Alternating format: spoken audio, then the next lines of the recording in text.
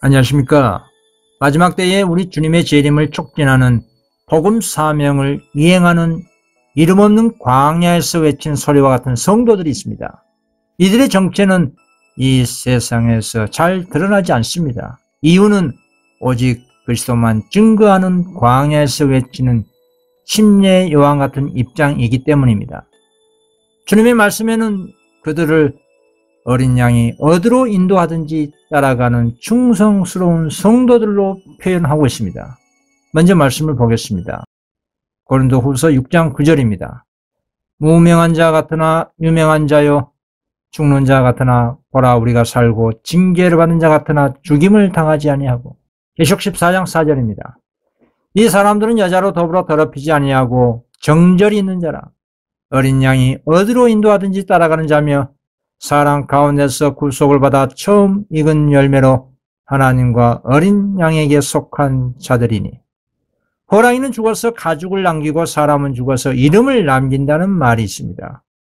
그 사람이 후대에 이름을 남겼다는 것은 기억될 만한 삶을 살았다는 것을 의미할 것입니다.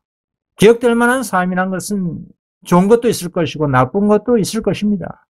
성경 역사 가운데 유명한 의인들이 많이 있습니다.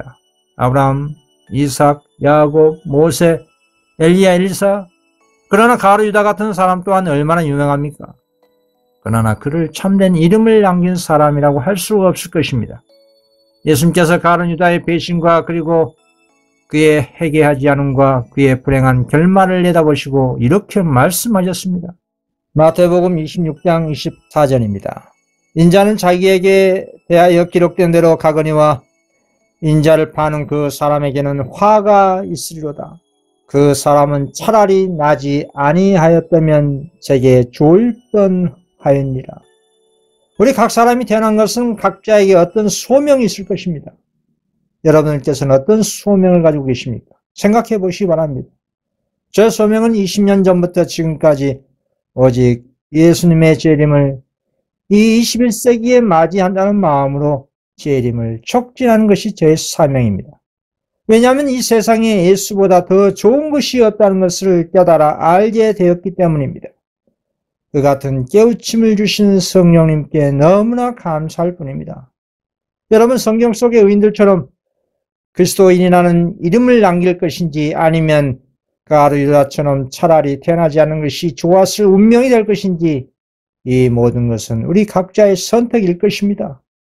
우리 사람은 크고 작은 일에 무엇을 어떻게 하든지 선택해야 하고 또 그 선택의 결과도 지면서 사는 것입니다. 특히 영생과 영벌에 대한 영원한 운명도 자신의 선택에 의해서 결정되는 것입니다. 예를 들어 보겠습니다.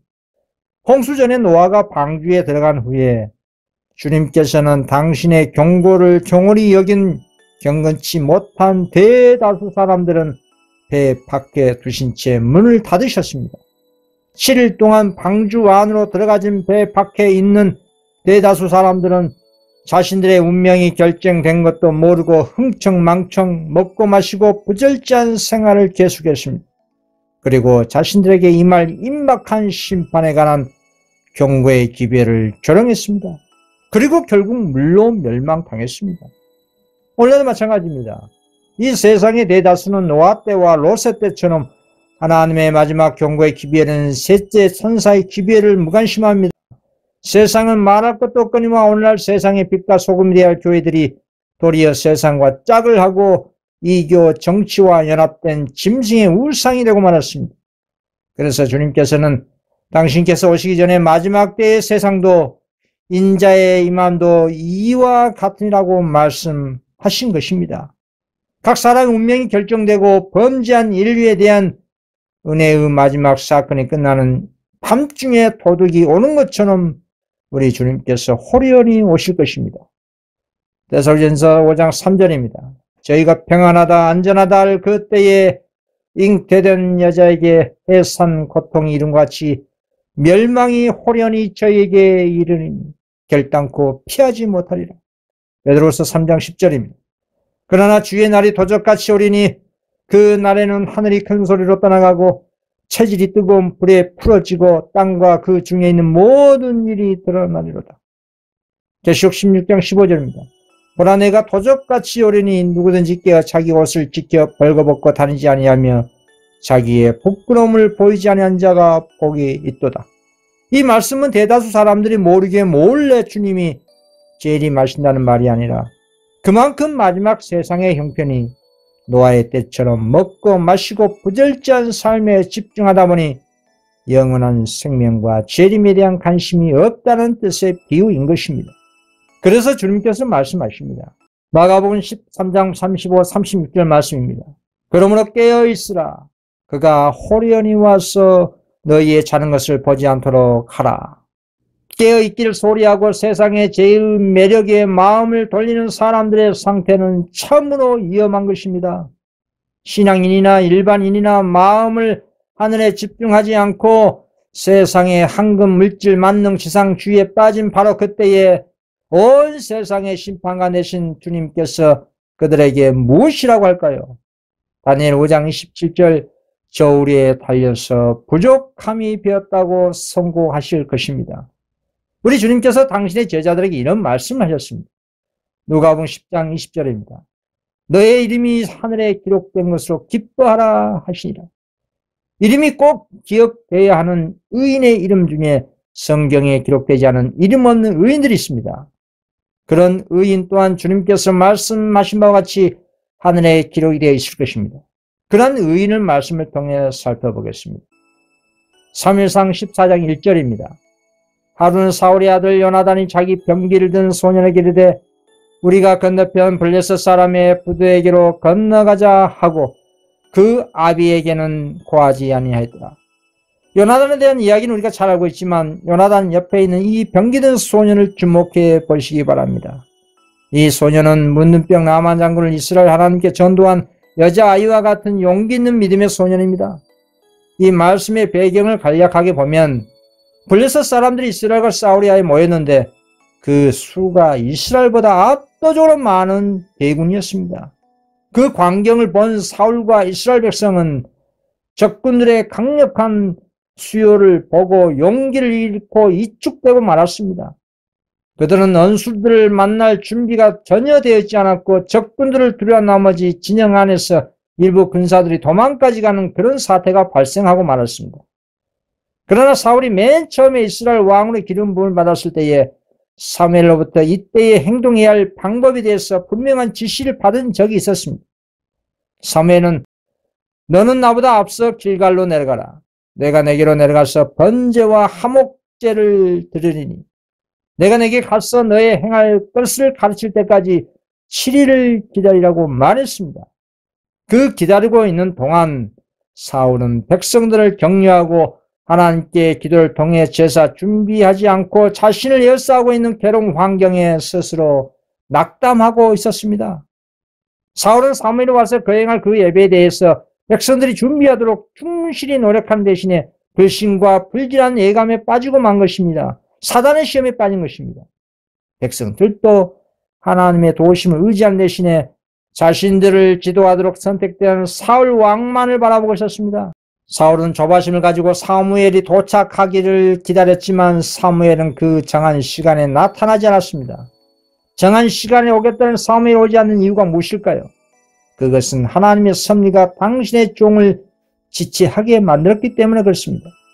주님의 섭리로 인한 그 지체된 시간에 사울은 주님을 향해 기도하고 이스라엘 백성들을 격려하고 하나님께 향해 믿음과 인내를 나타내 보여야 하는데 사울은 그 인내 시험에서 인내하지 못한 것입니다.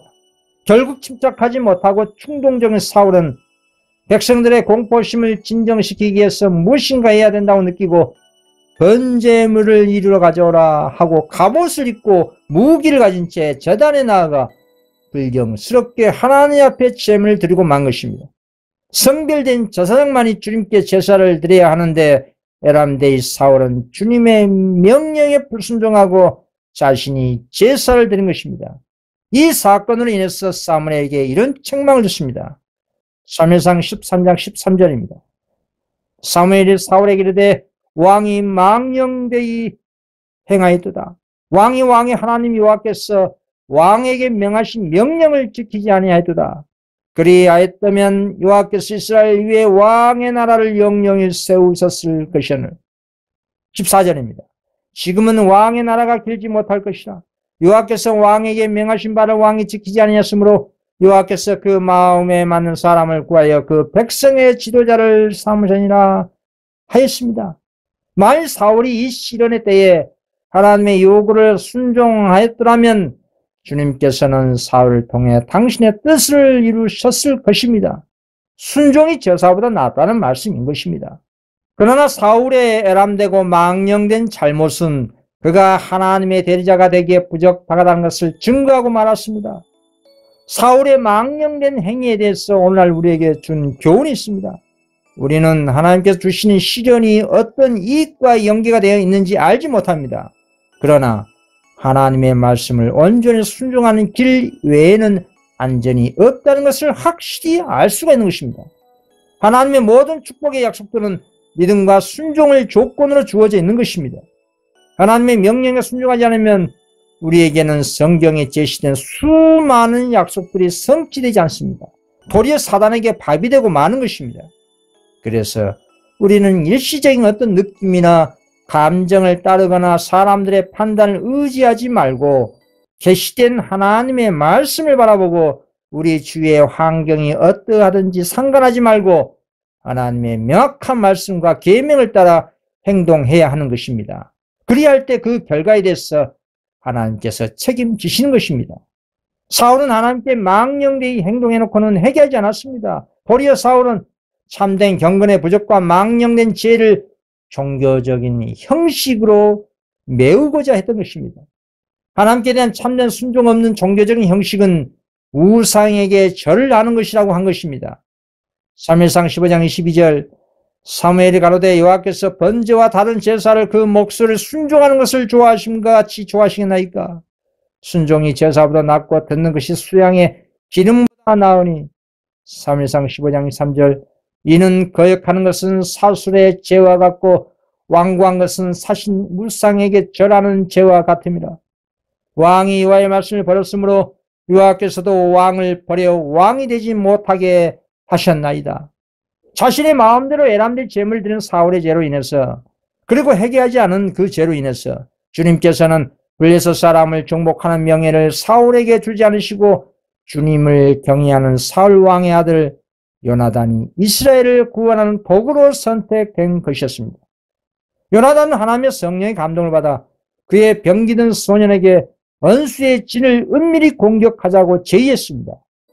요나단은 그 많은 부하들 중에 왜 이 소년에게만 같이 행동하자고 제의했을까요? 그 이유는 이스라엘 진영이 이 소년이 가장 용기 있고 하나님을 경외하는 믿음의 군사였기 때문입니다. 요나단은 그 병기든 소년에게 이렇게 말했습니다. 사무엘상 14장 6절입니다. 요나단이 자기 병기든 소년에게 이르되 우리가 이 할례 없는 자들의 부대에게로 건너가자. 여호와께서 우리를 위하여 일하실까 하노라. 여호와의 구원은 사람의 많고 적음에 달리지 아니하니라. 이러한 제의를 받은 이 병기든 소년 입장에서는 상당히 두려울 터인데 요나단의 제의에 적극적으로 받아들인 것입니다. 사무엘 14장 7절입니다.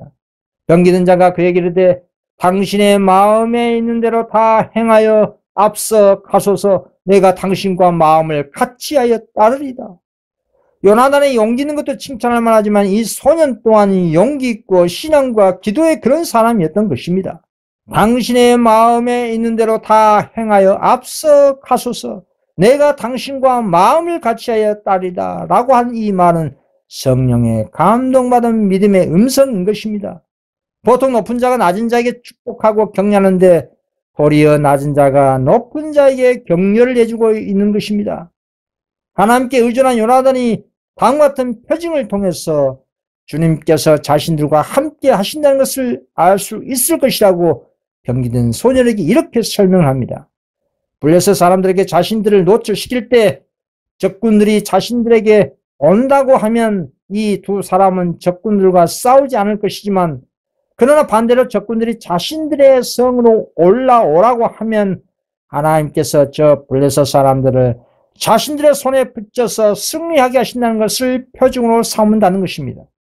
결국 그 표징대로 하나님께서 역사하셨습니다. 3일상 14장 12절입니다. 그 부대 사람들이 요나단과 그 병기든 자를 대하여 가로되 우리에게로 올라오라. 너희에게 한 일을 보이리라 한지라. 요나단이 자기 병기든 자에게 이르되 나를 따라 올라오라. 여호와께서 그들을 이스라엘 손에 붙이시니라 하고. 그렇습니다. 용기 있는 요나단과 병기든 소년은 자신들에게 주신 하나님의 표징과 계획대로 블레셋 사람의 요새 접근했습니다. 단 둘이서 적군의 진영에 노출되자 그 원수들은 단둘이 온 히브리 사람을 보자 이렇게 비웃었던 것입니다. 사무엘상 14장 11절입니다. 보라, 히브리 사람이 그 숨었던 구멍에서 나온다고 말하면서 우리에게로 올라오라. 너에게 한 일을 보여주겠다고 자만했던 것입니다. 조롱한 것입니다. 그러나 결과는 어떻게 됐을까요? 요나단과 소년은 블레셋 사람들 입장에서 생각할 때 사람들이 올라오기 불가능할 것이라고 생각하고 수비를 소리하고 있었던 그 낭떠러지 꼭대기를 향해서 적군의 성에 올라갔던 것입니다. 단 둘이 올라가기도 힘든 협골 기올라 원수의 진영에 들어간다는 것은 그 누구도 상상할 수 없는 그런 일이었습니다. 그래야 이 두 사람은 원수들의 진영에 침투하여 파수병들을 죽이고 그 파수병들은 너무나 놀라 무서워 아무 저항도 하지 못하고 말았습니다. 하늘의 천사들이 요나단과 소년을 보호하고 그들 곁에서 싸웠기 때문에 블레셋 사람들은 그들 앞에 죽고 만 것입니다. 주님께서는 수많은 대군들이 가까이 다가오고 있는 것처럼 땅을 진동시켜서 블레셋 진영을 요동치게 했던 것입니다. 땅에 지진이 일어난 것처럼 진동을 하니까 블레셋 사람들은 들판에 있는 사람이나 진영에 있는 자가 모두 큰 공포에 사로잡힌 것입니다. 정신이 나갈 정도로 공포에 사로잡힌 블레셋 사람들은 대혼란 중에 자신들의 아군을 원수로 착각하고 자기들끼리 싸우고 죽인 것입니다. 하나님과 요나단과 소년이 한 마음과 한 뜻으로 결집되었기 때문에 승리할 수가 있었던 것입니다. 우리 주님께서 이 두 명의 적은 무리에게 승리의 영광을 허락하신 이유가 무엇이었습니까? 이 두 명만이 이스라엘 진영 가운데 하나님을 경외한 사람들이었기 때문이었습니다.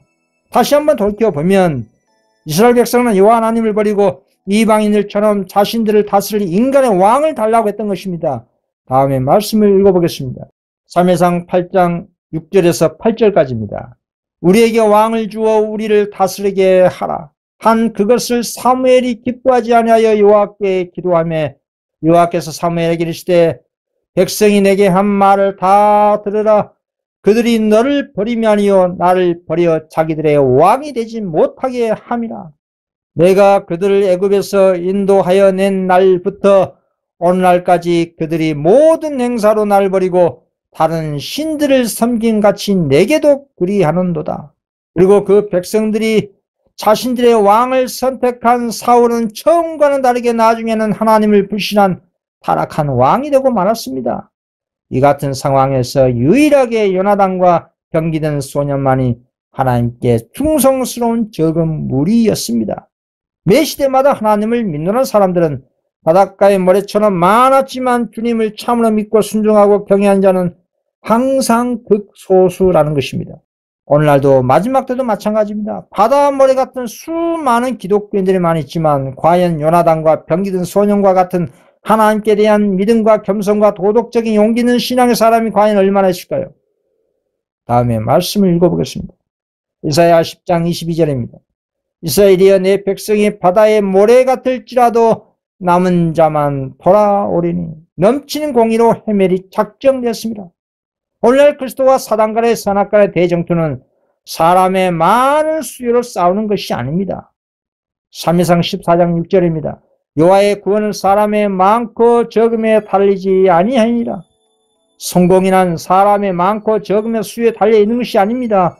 오늘날 수많은 교단과 교파들은 경쟁적으로 자신들의 교인 숫자가 많은 것을 자랑하고 큰 건물을 자랑한들 그것이 주님께 무슨 영광이 되겠습니까? 하나님께서는 많은 사람뿐만 아니라 적은 사람을 통해서도 구원하실 수가 있는 겁니다.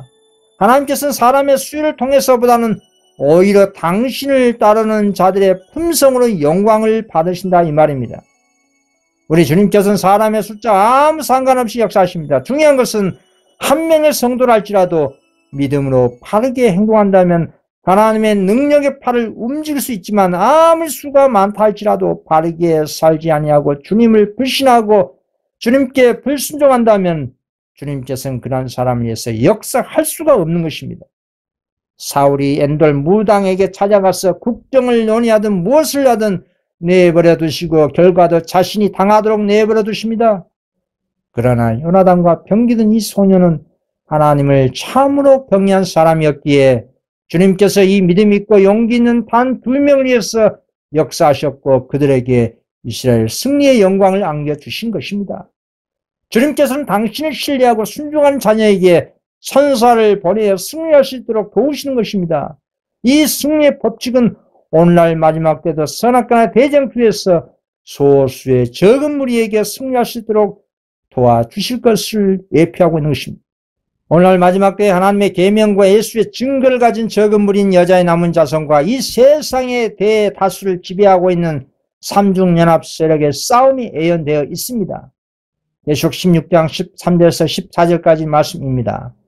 또 내가 범에 개구리 같은 새 더러운 영이 용의 입과 짐승의 입과 거짓 선지자의 입에서 나오니 저희는 귀신의 영이라 이적을 행하여 온 천하 임금들에게 가서 하나님 곧 전능하신 이의 큰 날에 전쟁을 위하여 그들을 모으더라. 이들을 삼중연합 세력이라고 합니다. 이 삼중연합 세력은 사단의 친위 세력들입니다. 이 세상의 모든 타락한 종교 세력과 세상의 정치 세력들이 하나가 되어 우리 주님의 재림을 방해하고 하나님의 계명을 지키는 14만 4천을 멸절하려는 악의 총집합체 세력들입니다. 그러나 마지막 때 7장 가운데 있을 아마겟돈 전쟁은 우리 인간들끼리만의 전쟁이 아니라 우주적인 전쟁입니다. 다음에 말씀을 보겠습니다. 계시록 19장 19절입니다. 또 내가 보매 그 짐승과 땅의 임금들과 그 군대들이 모여 그 말 탄 자와 그의 군대로 더불어 전쟁을 일으킨다고 했습니다. 세상의 모든 악의 세력들이 재림하신 예수님을 대항하여 싸움을 한다는 얘기입니다. 아마겟돈 전쟁은 열국들 사이에 있을 전쟁을 의미하는 것이 아니라 땅과 하늘 사이, 그리스도와 사단 사이 최후의 우주적인 전쟁인 것입니다. 땅에 있는 모든 악의 세력들이 사단에게 충동받아 재림하신 예수님을 대적하는 것입니다. 그러나 그 사단과 악의 삼중연합 세력들의 운명은 어떻게 될까요? 다음에 말씀을 통해 나타냈습니다. 계시록 19장 20절입니다. 21절까지입니다. 짐승이 잡히고 그 앞에서 이적을 행하던 거짓 선지자도 함께 잡혔으니 이는 짐승의 표를 받고 그의 우상에게 경배하던 자들을 이적으로 미혹하던 자라. 이 둘이 산채로 유황불 붙는 모치에 던지고 그 나머지는 말탄 자의 입으로 나오는 검의 죽음에 모든 새가 그 고기로 배불리우더라.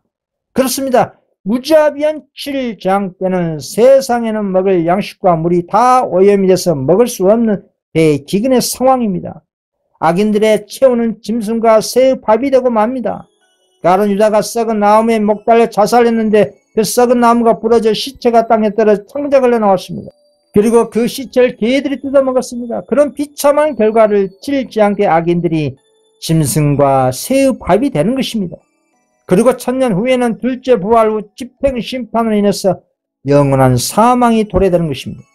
지구에 오신 예수님과 천사들이 이 세상의 모든 악인들과 사단이 주님을 공격하는 우주적인 전쟁입니다.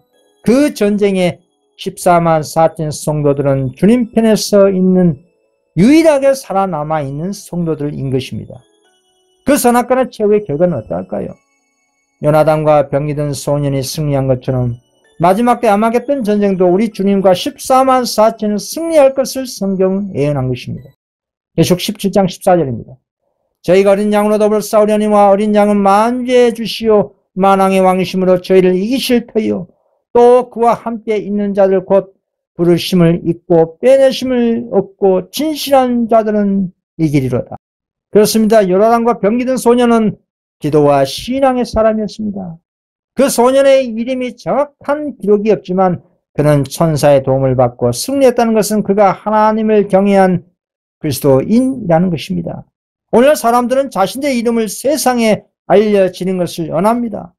그러나 하나님께서 인정한 사람의 이름을 무엇일까요?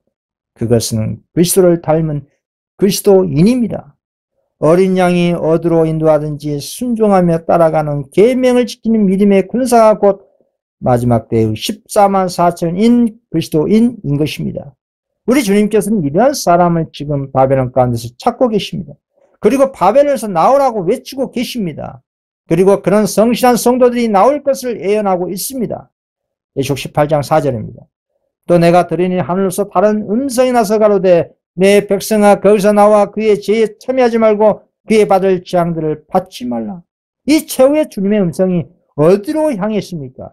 바벨론에 향해서 그곳에 아직도 남아있는 주님의 백성들이 있기 때문에 나오라는 마지막 하나님의 음성인 것입니다.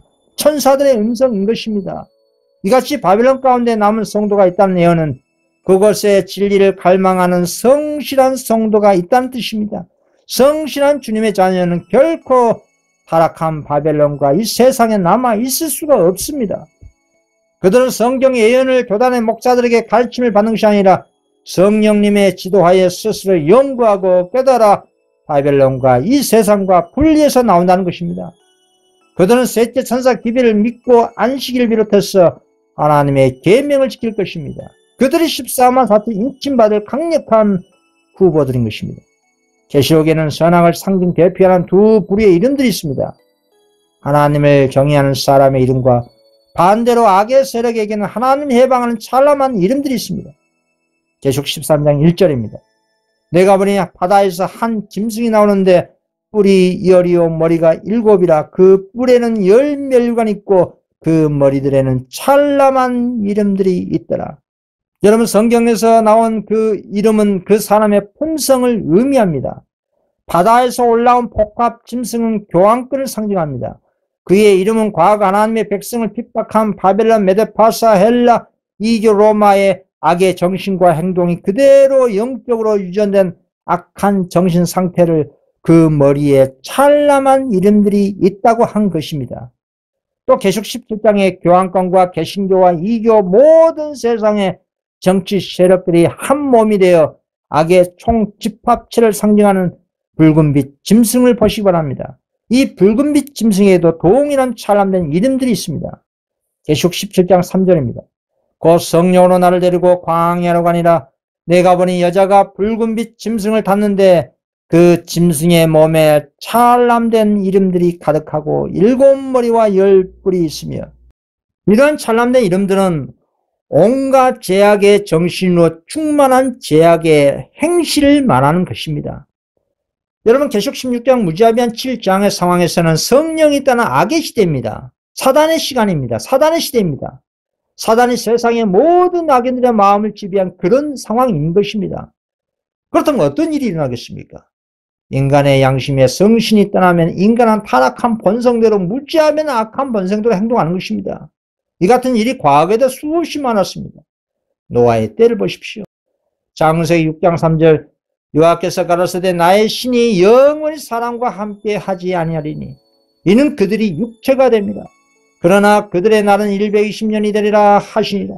성령이 사람에서 떠나면 짐승보다 못한 무자비한 악한 상태가 되는 것입니다. 7장의 때는 오직 서로 죽이고 죽이는 살육만 있을 뿐입니다. 블레셋 사람들이 땅의 진동만 듣고 큰 대군인들이 자신들을 공격한 것을 착각해서 자기들끼리 죽이고 죽이는 그런 사태가 반복해서 일어난다 이 말입니다. 다음에 말씀을 보면 악의 삼중연합 세력들끼리 자신들의 구원을 받지 못한 책임을 서로 탓하면서 죽이고 죽이는 장면입니다. 서로 물고 먹으며 피차 멸망하는 장면입니다. 계시록 17장 16절입니다. 내가 본 바 이 10뿔과 짐승이 음녀를 미워하여 망하게 하고 벌거벗게 하고 그 살을 먹고 불로 아주 살으리라. 왜 이런 비참한 운명을 악인들이 당하는 것일까요? 성령이 떠나면 자신의 품성의 개발이 어떻게 이루어졌는지 확실히 알 수가 있습니다. 지금 은혜 시간에는 자신들의 믿음이 있고 품성이 견차하는 것처럼 보일 수가 있을 것입니다. 그러나 성신이 떠나면 자신의 영적 상태가 어떤 상태인지 냉정하게 객관적으로 판단할 수가 있습니다. 물론 지금도 자신의 신앙과 품성을 판단할 수가 있습니다. 언제 알 수가 있을까요? 그것은 위기의 상황에서, 고난의 상황에서 판단할 수가 있습니다. 오늘날 자신의 흠결상한 품성을 철저히 개혁하지 않으면 결국에 가서는 짐승의 표를 받을 수밖에 없는 것입니다. 안식일을 지키는 사람들도 지금 이때 더욱더 철저히 안식일을 개혁하지 않으면 더 큰 심판의 시금 속으로 심판을 받게 될 것입니다. 오늘날 은혜 시기에 자신의 품성 개혁과 개발을 하지 않으면 결국에 가서는 자신의 구원을 잃게 되는 참혹한 결과를 맞게 되는 것입니다. 오늘날 말세의 라오디게 교회가 너무나 영적으로 뜨뜻미지근합니다. 구원과 신앙이 너무 피상적입니다. 모두 자신들이 구원받을 것으로 자기 착각 속에서 빠져 있습니다. 그러나 충성되고 참된 증인이시오 하나님의 창조의 근본 되신 주님께서 무엇이라고 하셨습니까? 계속 3장 15에서 17절까지 말씀입니다. 내가 내 행위를 아노니 내가 차지도 아니하고 더없지도 아니하도다. 내가 차든지 더없든지 하기를 언하노라. 내가 이같이 미증하여 더없지도 아니하고 차지도 아니하니 내 입에서 너를 토하여 내치리라. 내가 말하기를 나는 부자라 부유하여 부족한 것이 없다나 내 공고한 것과 가난한 것과 가난한 것과 눈먼 것과 벌거벗은 것을 알지 못하도다. 이 말씀은 너무나 심각한 경고입니다. 책망입니다. 이 경고의 기별을 통해서 회개가 이루어지지 않으면 결국 짐승의 표를 받게 될 것이고 구원 상실입니다. 굴절 사망입니다. 질장 속에 찬란된 이름의 주인공이 되는 것입니다. 차라리 태어나지 않는 것이 더 좋았을 가룟 유다 같은 입장이 되는 것입니다. 그래서 주님께서는 이 같은 뜨뜻미지근한 영적 상태에서 열심히 회개하라고 하시는 것입니다. 계속 3장 19절 무릇 내가 사랑한 자를 책망하여 징계하노니 그러므로 내가 열심을 내라 회개하라. 참으로 자신의 상태를 냉정하게 비판할 수 있는 성실한 성도는 예언의 말씀 가운데 계시는 주님의 뜻을 따라 바벨론과 타락한 교회에서 나오시게 될 것입니다. 오늘 수많은 교인들이 자신들의 교단에 머물면서 구원받을 것이라고 생각합니다. 심각한 착각입니다. 사단은 이 세상의 모든 종교단체와 세상을 자신의 편으로 만들어 놓았습니다. 우리는 다음의 말씀을 통해 확인할 수가 있습니다. 계속 12장 17절입니다. 용이 여자에게 분노하여 돌아가서 그 여자의 남은 자손 곧 하나님의 계명을 지키며 예수의 증거를 가진 자들로 더불어 싸우려고 바다 모래 위에 섰더라. 계속 17장 15절 또 천사가 내게 말하되 내가 본 바 음녀에 앉은 물은 백성과 무리와 열국과 방언들이니라. 이 예언의 말씀처럼 바다 모래와 음녀가 앉은 물은 사단의 부하인 교황권이 온 세상의 백성과 무리와 열국과 방언들을 정신적으로 완전히 지배한 그런 모습인 것입니다. 이 세상의 모든 사람들이 사단이 운전하고 있는 멸망의 기차 안에 있는 것입니다. 멸망으로 가고 있는 것입니다. 특히 사단은 단체를 좋아합니다. 왜 좋아할까요? 자신의 편으로 통째로 만들기 쉽기 때문입니다. 그 단체의 이적과 외적인 교회의 성장을 통해서 하나님께서 역사하고 있는 것처럼 사람들을 착각하게 만드는 것입니다. 다음에 영감의 계시를 읽어보겠습니다. 나는 하나님께서 명목상의 재림 신도들과 타락한 교회들 가운데 당신의 성실한 자녀들을 가지고 계신 걸 보았다. 재앙이 내리기 전에 교역자들과 백성들이 이러한 교회들로부터 부르심을 받고 나와 기쁨으로 진리를 받아들 것이다. 사단은 그것을 알고 있다. 그러므로 셋째 천사의 기별이 크게 전파되기 전에 그는 이러한 종교 단체들 중에 능력을 베풀어 진리를 거절한 자들이 하나님께서 그들과 함께하도록 생각하도록 만든다. 그는 신실한 자들을 속여서 하나님께서 아직도 그 교회들을 위해 역사하고 계심을 믿도록 유인하고자 한다. 그러나 빛이 비출 때 모든 신실한 자들은 타락한 교회를 떠나 남은 무리와 함께 설 것이다. 그렇습니다. 이에 계시처럼 사단은 오늘날 라오디게아 모든 교회를 완전히 사로잡았습니다. 이는 특정 교단 교파만 말한 것이 아니라 천주교, 개신교, 재림교회, 개혁운동교회, 각종 이단, 사이비 단체, 세상 모두 지배한 것입니다. 여러분들 속한 그 교단이 외형적으로 성장하고 있다는 것은 하나님의 역사로 인해서 생긴 현상이 아니라 그만큼 교회가 세상과 죄와 타협을 한 연고로 외형적으로 성장했다는 역설적인 증거입니다. 오늘날 초대교회처럼 핍박이 없는 이유가 무엇일까요? 그것은 교회가 오늘날 현대기별 셋째 천사 기별을 분명하게 전하지 않고 뜨뜻미진하게 전하고 또 변질된 복음을 전하고 율법을 무시하고 복음주의에만 치중하다 보니 교회 내에 경건의 능력이 상실된 것이기 때문에 그런 겁니다. 그래서 진리의 복음에 인해서 핍박이 없는 것입니다. 다시 말해서 사단이 이 세상의 모든 교단과 교파를 완전히 장악했다는 역설적인 증거인 것입니다. 그래서 라오디게 교회 안에 주님께서 안 계시고 문 밖에 계신다고 한 것입니다. 계시록 3장 10절 볼지어다 내가 문 밖에 서서 두드리니. 본래 교회는 누가 계시는 곳입니까? 그리스도가 주인입니다. 주님께서 계시는 곳입니다. 진정한 의미에서 교회에 주님께서 계시지 않는다면 참된 교회라 부를 수가 없는 것입니다. 그것은 인간의 집이요 그냥 건물일 뿐입니다. 볼지어다 내가 문 밖에 서서 두드리노니. 이 말씀에 나온 문은 어떤 문입니까? 개인적인 마음의 문인가요? 아니면 라오디게 교회의 문입니까? 먼저 알 것은 계시록 2장과 3장에 나오는 7교회의 서신은 개인이 아닌 교회를 대표한 사자들에게 보낸 편지라는 사실을 기억하셔야 합니다. 계시록 2장 7절 보면 귀 있는 자는 성령이 교회들에게 하시는 말씀을 들을지어다 라고 말씀하셨습니다. 그래서 계시록 3장 20절에 나오는 문은 개개인의 마음문이 아니라 개인들이 몰려있는 단체, 교회의 문으로 적용시킨 것이 성경적 합당한 해석인 것입니다. 그 다음에 개인에게도 적용시키는 것이 교훈을 받는 것입니다. 한 가지 역사적 예를 들어보겠습니다. 빌라델비아 교회의 역사를 생각해 봅시다. 빌라델비아 교회에 대한 예언은 무엇일까요? 계시록 3장 7절 빌라델비아 교회 사자에게 편지하기를 거룩하고 진실하사 다윗의 열쇠를 가지시니 곧 열면 닫을 사람이 없고 닫으면 열 사람이 없는 그이가 가라사대 볼지어다 내가 내 앞에 열린 문을 두었을 때 능히 닫힐 사람이 없으리라. 내가 내 행위를 아는 내가 적은 능력을 가지고도 내 말을 지키며 내 이름을 배반치 아니하였도다. 빌라델비아 교회는 1831년에서 1844년까지 재림운동 기간 동안의 교회를 말합니다. 이 빌라델비아 교회 시대에는 다음과 같은 예언의 성취가 있었습니다. 성소의 문을 닫으시고 지성소의 문을 여신 그리스도의 속죄 사업이 성취되어야 하는 것입니다. 이와 같은 예언의 성취를 예언적으로 해석하지 않고 그냥 개인적인 마음의 문을 열고 닫는 것으로 해석하면 심각한 오류에 빠질 수가 있는 것입니다. 그래서 우선적으로 분명히 교회에 대한 예언의 말씀으로 해석하고 그 다음에 순서적으로 개인의 마음문으로 해석하는 것이 올바른 성경 해석인 것입니다. 주의 선지자는 다음과 같이 증언했습니다. 교회가 라오디게에 상태했기 때문에 하나님의 임재하심이 그 가운데 계시지 아니한다.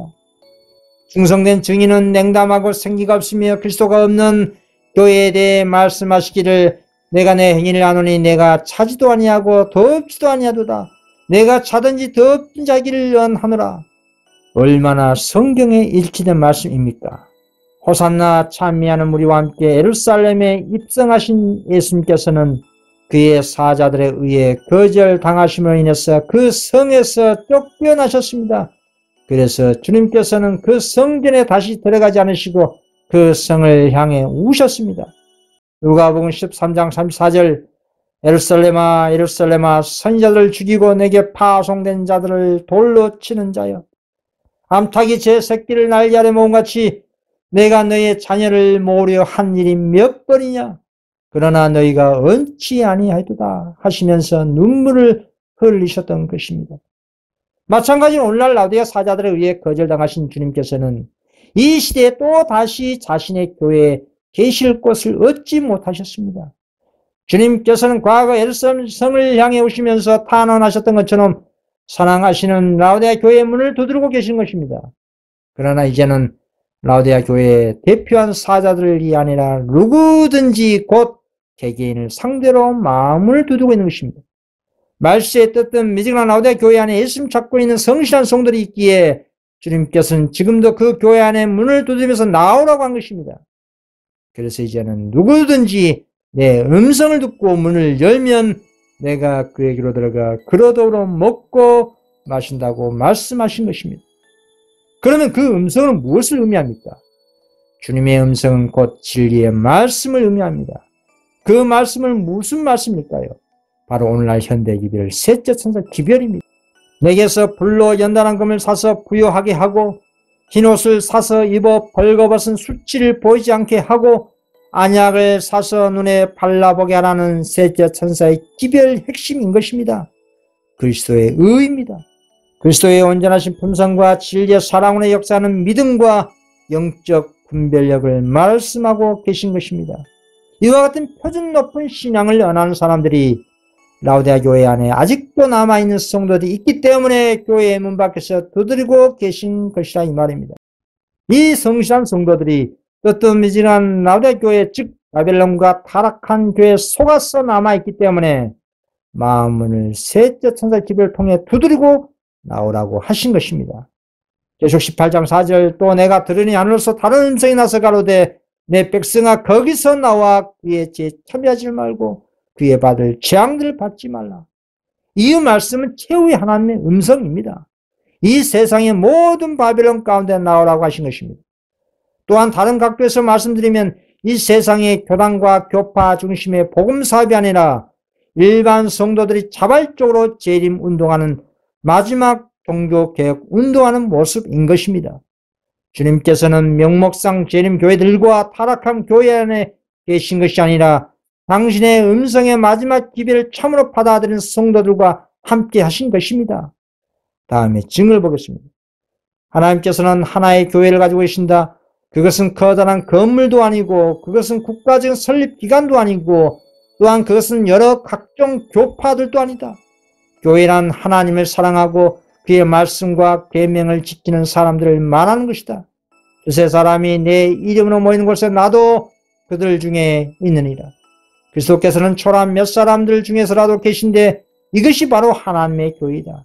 왜냐하면 영원토록 거하시는 높고 거룩하신 하나님의 인재만이 교회를 구성할 수 있기 때문이다. 성경에는 하나님 계명을 지키며 예수의 증거를 가진 자들을 하나님의 남은 교회를 소개하고 있습니다. 계시록 12장 17절 그 여자의 남은 자손 곧 하나님의 계명을 지키며 예수의 증거를 가진 자들이라고 하나님의 남은 교회를 소개하고 있는 것입니다. 마지막 셋째 천사 기별을 받아들이고 당신을 영접한 소수의 비천한 무리와 함께 거하신 것입니다. 이 적은 무리를 통해서 당신의 사업을 마칠 것을 성경은 예언하고 있습니다. 다음에 영감의 계시의 증언을 보겠습니다. 그 힘있는 천사를 돕기 위해서 하늘에서 많은 천사들이 내려왔고 나는 여러 곳에서 다음과 같은 소리를 들었다. 내 백성아 거기서 나와 그의 죄에 참여하지 말고 그의 받을 재앙을 받지 말라. 그 죄는 하늘에 사무쳤으며 하나님의 그의 불의한 일을 기억하신지라. 이의 계시의 증언은 오늘날 마지막 때의 진리를 사랑하고 재림을 갈망하는 성신한 성도들이 자발적으로 재림 운동하는 상황을 묘사하는 계시입니다. 계시록 18장 1절에 네 번째 다른 천사를 도와주기 위해서 다섯 번째로 내려온 하늘에서 수많은 천사들이 각 곳에서 내 백성아 바벨에서 나오라고 외치는 최후의 큰 외침의 밤중 소리인 것입니다. 이 예언의 실상은 바벨론 가운데 있는 성실한 성도들이 전진된 셋째 천사 기별을 깨닫고 바벨론에서 나와 재림 운동하는 것을 예표하고 있는 것입니다. 과거 유대교회는 그리스도의 기별을 거절하고 오히려 주님을 죽이려고 열중했습니다. 그래서 주님께서는 예루살렘과 제사장들과 성전과 종교적 지도자들과 율법에 정토한 사람들에게서 떠나서 당신의 기별을 선포하시고 복음을 만국에 전파하고 증거할 사람들을 모으시기 위하여 다른 계층의 사람들에게로 향하셨습니다. 오늘날도 그런 역사가 반복되고 있는 것입니다. 그리스도께서 유대에서 물러나신 것과 같은 역사가 거듭 반복된 것입니다. 주님께서는 오늘날 지성교회가 셋째 천사의 전진된 진리의 빛을 받지 않기 때문에 진리와 재림을 간절히 사모하고 활동적인 다른 계층의 사람들을 찾을 수밖에 없는 것입니다.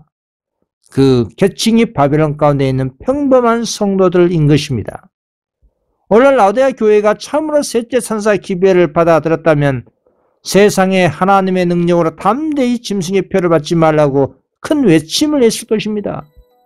그렇게 주의 마지막 사명을 성실히 믿음으로 순종했다면 주의 복음 사업이 늦은 비의 권능의 역사로 속히 끝나고 성도들은 2년 후에 천국에 가 있었을 것입니다. 그러나 셋째 천사 기별을 믿노라는 교회들이 세상도 사랑하고 하늘도 사랑한 연고로 뜨뜻미지근한 상태가 되어 기별도 뜨뜻미지근한 명목상 셋째 천사 기별이 되고 만 것입니다.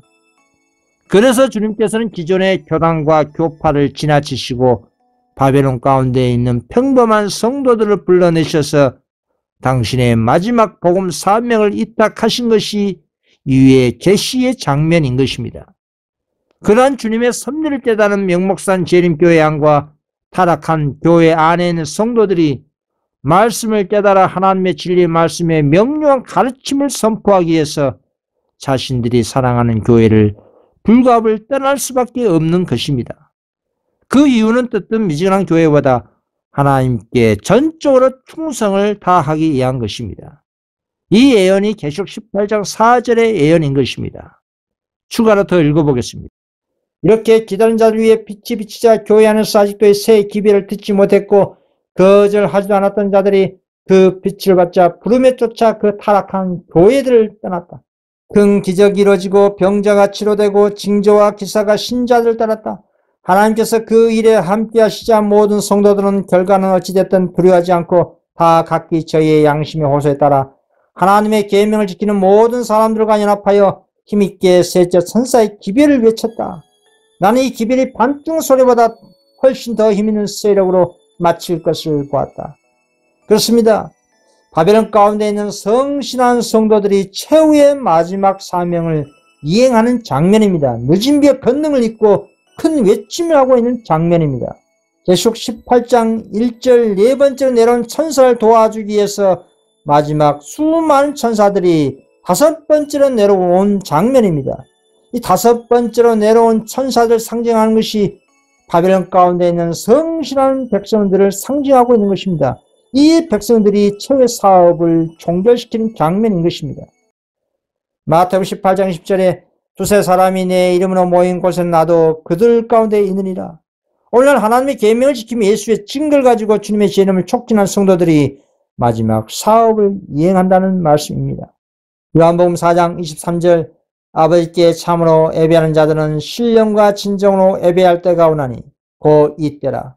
아버지께서는 이렇게 자기에게 예배하는 자들을 찾으시니라. 요한복음 4장 24절 하나님은 영이시니 예배하는 자가 신령과 진정으로 예배할지나.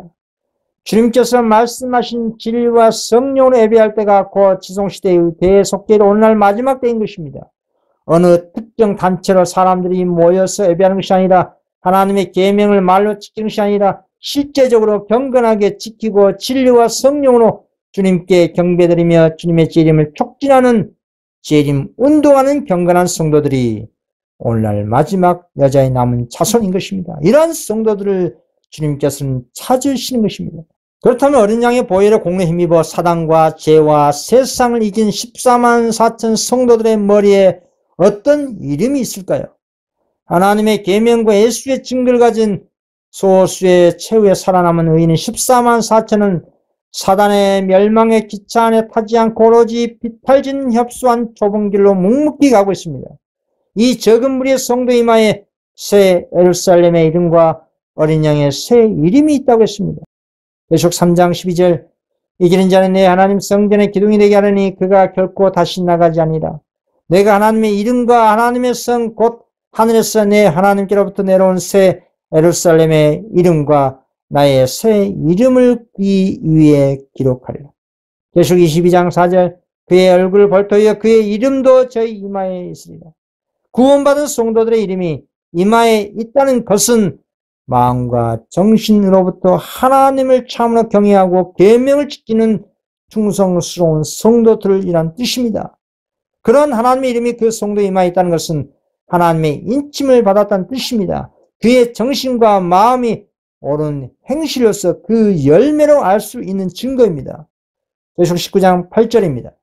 그에게 허락하사 빛나고 깨끗한 세마포를 입게 하셨은즉 이 세마포는 성도들의 옳은 행실이로다 하더라. 우리 모범자 되신 예수님의 이름은 어떤 이름으로 상징하고 있습니까? 계시록 19장 11절입니다. 또 내가 하늘이 열린 것을 보니 보라 백마와 탄자가 있으니 그 이름은 충신과 진실이라. 그가 공의로 심판하며 싸우더라. 우리 주님의 이름은 충신과 진실이며 공의로 심판하며 싸우신다고 하셨습니다. 또한 우리 주님의 이름은 하늘로 가는 길이요 진리요 생명이요 부활입니다. 요한복음 14장 6절입니다. 예수께서 가라사대 내가 곧 길이요 진리요 생명이니 나로 말미암지 않고는 아버지께로 올 자가 없느니라. 갈급하고 허기진 영혼들에게 영원토록 샘솟는 생명수입니다. 산 떡입니다. 요한복음 7장 38절 나를 믿는 자는 성경의 이름과 같이 그 배에서 생수의 강이 흘러나오리라 하시니 요한복음 6장 51절 나는 하늘로서 내려온 산떡이니 사람이 이 떡을 먹으면 영생하리라. 나의 줄 떡은 곧 세상의 생명을 위한 내 살이로다 하시니라. 여러분 우리도 우리 주님처럼 이러한 이름이 세상에 남겨서 후대 사람들에게 그리스도에게 안내하는 그리스도인이 되어야 되지 않겠습니까?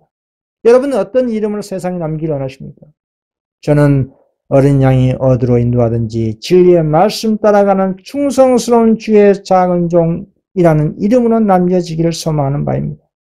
오늘날 지성시대에 살고 있는 성도들은 옛날 사도시대보다 훨씬 더 큰 열성이 요구된 시대에 살고 있습니다. 그만큼 많은 하나님의 빛을 받고 있기 때문입니다. 그러나 복음의 일꾼들 중에 많은 사람들이 유능한 설교가로 인정을 받고 싶어합니다. 명예와 영광을 받고자 하는 욕망이 있습니다. 그런 욕망에 사로잡히게 되면 사람들에게 관심과 영광을 받기 위해서 복음 사업에 몰두하게 될 것입니다. 사람들 하여금 영광 받기 위해서 복음 사업에 몰두하기보다는 우리 주님처럼 모든 영광 권세 존귀를 하늘에서부터 포기하고 오직 천하보다 한 귀한 영혼을 위해서 헌신하시고 희생하시고 섬김에 사는 것이 하나님과 우주 거민들에게 인정을 받게 되실 것이고 사단을 이길 수 있는 유일한 길이 되는 것입니다. 무엇보다 하나님의 계명을 지킬 수 없다는 사단의 기만을 분쇄하기 위한 선악간의 대정치적 관점에서 복음 사업에 임해야 할 것입니다.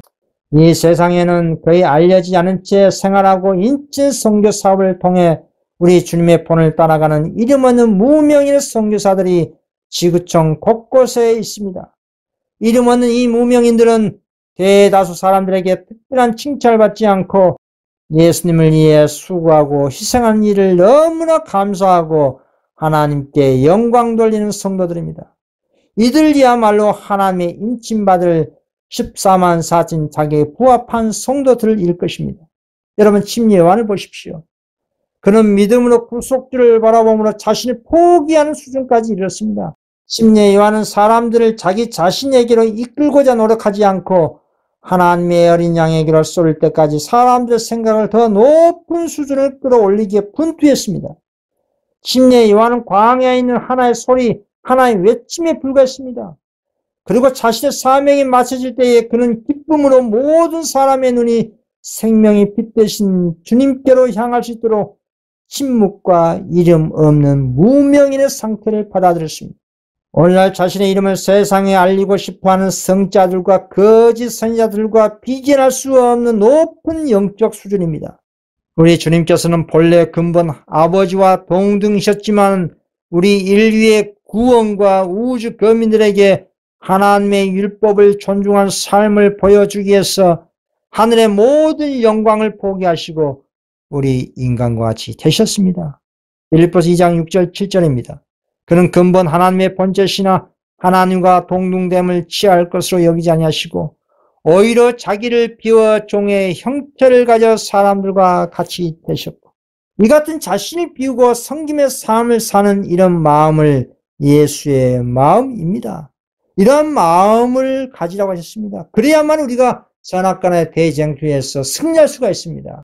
침례 요한은 우리 주님처럼 자신을 비우고 모든 영광을 그리스도께 돌렸던 것입니다. 그래서 침례 요한은 요한복음 3장 30절에 그는 흥하여 하겠고 나는 쇠하여 하리라 하신 것입니다.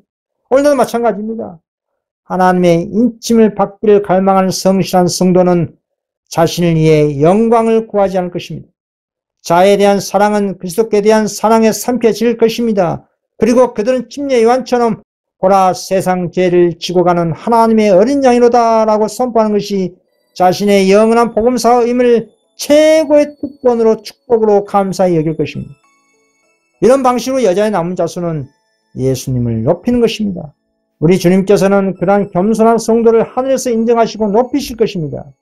이사야 57장 15절입니다. 지전무성하며 영원히 거하며 거룩하다 이름한 자가 이같이 말씀하시되 내가 높고 거룩한 곳에 거하며 또한 통회하고 마음이 겸손한 자와 함께 거하나니 이는 겸손한 자의 영을 소성케 하며 통회하는 자의 마음을 소성케 하려 함이라. 계속 3장 21절 이기는 그에게는 내가 내 보호자에 함께 앉게 하여 주기를 내가 이기고 아버지 보호자에 함께 앉은 것과 같이 하리라. 자아가 비어진 침례요한의 마음은 무엇으로 채워졌을까요? 하나님의 빛으로 채워졌습니다.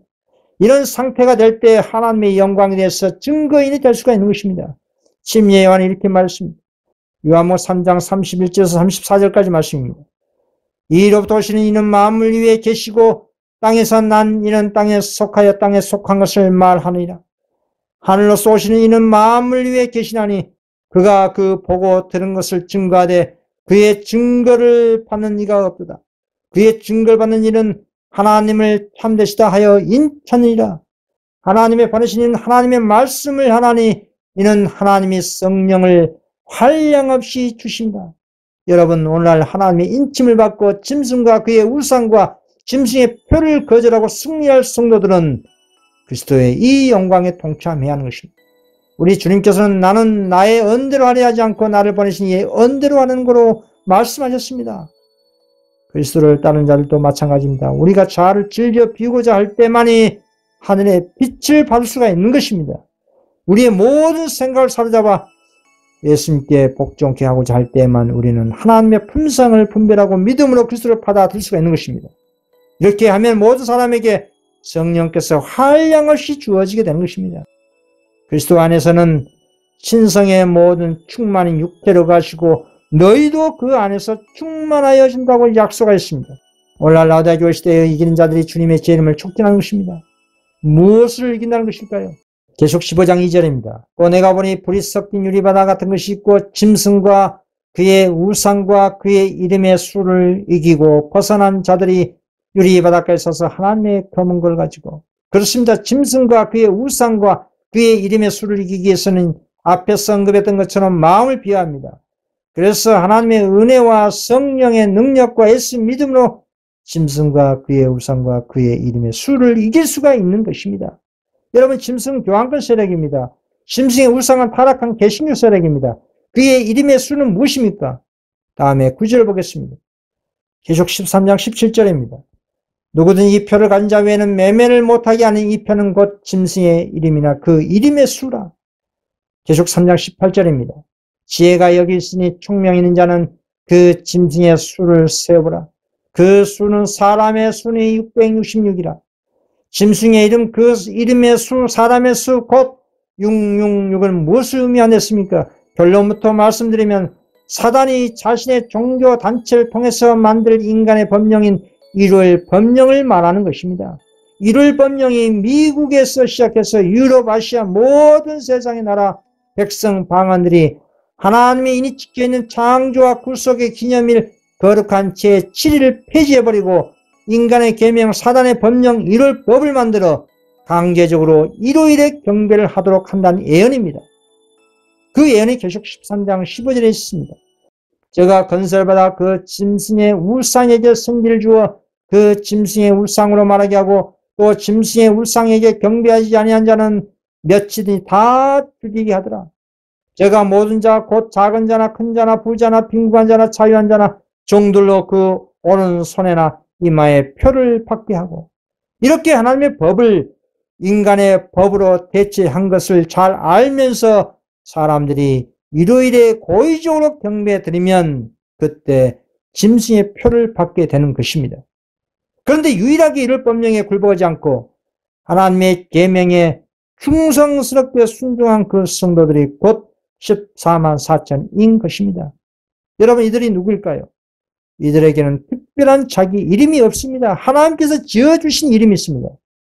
하나님의 계명을 지키며 예수의 증거를 가진 여자의 남은 자손이라고 한 것입니다. 그의 이름이 곧 이스라엘입니다. 이스라엘은 이기는 자라는 뜻입니다. 무엇을 이겼다고 했습니까? 짐승과 그의 우상과 그의 이름의 수를 이긴 것입니다. 사단의 권세 아래 있는 종교 세력들과 세상의 권세의 억압에 굴하지 않고 이를 법령에 굴복하지 않은 충성스러운 영적 레이지파인 것입니다. 이처럼 성경에는 의인들의 이름을 상세히 기록되지 않았지만 그들의 행실을 놓고 그 이름이 되어버린 경우가 많습니다. 부모님이 지어진 이름이 아니라 그 사람의 믿음의 삶의 특성 그 자체가 이름이 되어버린다 이 말입니다. 야곱이라는 이름의 뜻이 무엇입니까? 야곱은 속이는 자라는 뜻입니다. 발꿈치를 잡은 자라는 뜻입니다. 창세기 15장 26절 후에 나온 아우는 손으로 에서의 발꿈치를 잡았으므로 그 이름을 야곱이라 하였으며 그러나 야곱이 회개하고 거듭난 이후에 야복 강가에서 하나님과 싸워 이겼습니다. 그런 야곱에게 하나님께서 어떤 새 이름을 지어주셨습니까? 창세기 32장 28절입니다. 그 사람이 가로되 내 이름을 다시는 야곱이라 부를 것이 아니요 이스라엘이라 부를 것이니 이는 내가 하나님과 사람을 더불어 겨루어 이겼습니다. 참으로 놀라운 축복의 이름입니다. 하나님과 사람으로 더불어 겨루어 이긴 것입니다. 어떻게 사람이 하나님을 이길 수 있을까요? 야곱은 야복강가에서 눈물을 흘리면서 20년 동안이나 자기 아버지의 집을 떠나게 한 자신의 죄와 형을 속인 그 죄를 이미 깊이 뉘우쳤다고 간절한 마음으로 부르짖었습니다. 그리고 자신이 아버지 집에서 떠나 있는 동안에 자신에게 베풀어 주신 주님의 은총의 표적들과 하나님의 약속을 믿음으로 내세우면서 자신을 축복해달라 주시기를 간절히 탄원했습니다. 이런 자신을 비우고 견인불발의 정신으로 무아질 상태에 있는 이 연약한 성도를 주님께서는 예민할 수가 없는 것입니다. 이렇게 해서 야곱이 하나님을 이긴 것입니다. 우리 주님께서는 야곱에게 하나님의 왕자라는 뜻의 이스라엘로 변경시켜 주셨습니다. 그리고 또 다른 이름을 보십시오. 열왕기상 19장 18절입니다. 그러나 내가 이스라엘 가운데 7천인을 남기리니 다 무릎을 바알에게 꿇지 아니하고 다 그 입을 바알에게 맞추지 아니한지니라. 이스라엘 가운데 7천인도 분명히 이름이 있었겠지만 성경에는 기록이 되지 않았습니다. 이 7천의 성도의 품성의 특징이 무엇이었습니까? 바알에게 무릎을 꿇지 아니하고 입을 맞추지 아니한 자라 했습니다. 이것이 이들의 품성적인 영적 이름인 것입니다. 오늘날 성도들은 옛날 사도 시대보다 훨씬 더 큰 열성을 가지고 복음 사업에 임해합니다. 신앙과 구원은 운 좋게 이루어진 것이 아닙니다. 하늘과 땅의 경계선에 서서 하늘로 운 좋게 거두어지겠지 않은 요행수 신앙하면 안 됩니다. 구원의 신앙은 영원한 운명을 다투는 실제 상황인 것입니다. 선악간의 싸움에서 마음과 목숨과 뜻과 힘을 다해야 합니다. 우리는 바울 사도처럼 매일 모든 것을 다 마음을 비우고 날마다 죽고 다시 태어나는 신앙을 해야 합니다. 그래야 하나님의 거룩한 빛으로 우리 마음에 채워질 수가 있는 것입니다. 진리의 말씀과 하나님의 사랑과 은혜로 채워질 수가 있는 것입니다. 성령으로 충만히 채워질 수가 있는 것입니다. 그리스도의 의로 충만히 채워질 수가 있는 것입니다. 마음을 비울 때 이런 것입니다. 그래야 짐승과 그의 울상과 그의 이름의 수를 이기고 하늘 유리 바닷가에 서서 하나님의 검을 가지고 새 노래를 부를 수가 있는 것입니다. 타락한 사단이 본래한 것은 하나님의 품성이 아니라 하나님의 권능이었습니다. 그러나 그 권능이라는 것은 거룩한 품성에서 나온다는 사실입니다. 사단은 하나님의 묵별 위에 자신을 보호자를 높이겠다고 선언했지만 실패했습니다. 사단은 하나님과 같아지려 않았지만 하나님의 품성을 담지 언하지는 않았습니다. 이사야 14장 13절입니다. 내가 내 마음에 이르기를 내가 하늘에 올라 하나님의 묵별 위에 나의 보호자를 높이리라. 내가 북극 지폐 산 위에 자정하리라. 사단은 하나님과 같아지기를 원했지만 하나님의 품성을 담기를 원하지는 않았습니다. 오직 창조주께만 돌려져야 할 그 영광만을 받기를 원했습니다. 그런 사단의 그런 정신으로는 결코 하나님과 동등되지 못하고 우주 거민들에게도 영광 받지 못합니다. 우리도 마찬가지입니다. 사단은 우리 시절 죄로 말미암아 하나님같이 되려는 오리로 미혹하여 성공했지만 우리 주님의 진리의 실상은 세상과 육체와 사단을 이기는 당신의 자녀들에게만 그리스도의 의로 말미암아 하나님의 성품에 참여하게 해주겠다는 약속하셨습니다. 베드로후서 1장 4절입니다. 이로써 그 보배롭고 지극히 큰 약속을 우리에게 주사 이 약속으로 말미암아 너희로 정욕을 인하여 세상에서 썩어질 것을 피하여 신의 성품에 참여한 자가 되게 하려 하셨으니, 이렇게 당신의 계명에 순종하며 따른 제자들에게 신의 성품에 참여하게 해주시고 하나님의 보좌 옆에 12보좌에 앉아 이스라엘 12지파를 심판할 권세와 영광을 주시겠다는 것입니다. 마태복음 19장 28절입니다. 예수께서 가라사대 내가 진실로 너희에게 이르노니 세상이 새롭게 되어 인자가 자기 영광의 보좌에 앉을 때에 나를 쫓는 너희도 12보좌에 앉아 이스라엘 12지파를 심판하리라. 계시록 3장 21절 이기는 그에게는 내가 내 보좌에 함께 앉게 하여 주기를 내가 이기고 아버지 보좌에 함께 앉은 것 같이 하리라. 여러분, 우리 성도는 이 땅에서 오직 예수 그리스도를 닮은 그리스도인이라는 이름을 남기는 것이야말로 최고의 영광스러운 이름인 것입니다.